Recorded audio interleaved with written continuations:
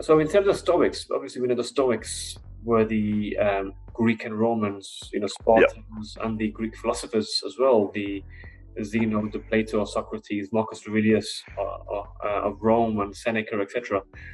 Um, what does Stoicism look like now in 21st century Western world?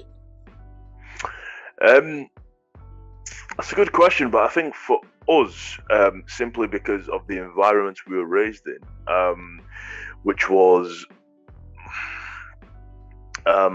significantly emotional in terms of the way people reacted to things. There was constant shouting and screaming, and the way people resolved conflict was through physicality. So I think for us, the journey into Stoicism and trying to adopt that into our life was slightly different, because we used it as a tool really to to do well in our lives going forward.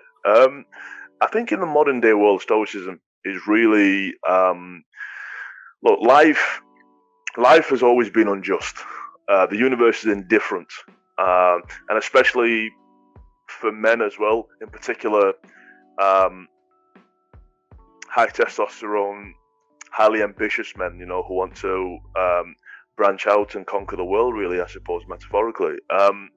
For us, Stoicism is looking at the injustices of the world and reacting accordingly. So saying, okay, look, there are, for example, let's talk about the family system.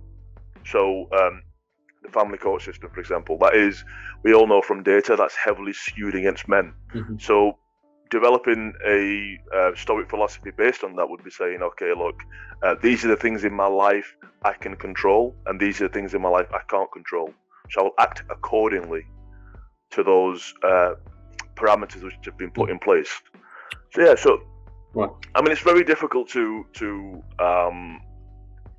pinpoint precisely, because obviously, our emotions change on a daily basis and hourly basis. So for me, that's essentially what it's been about.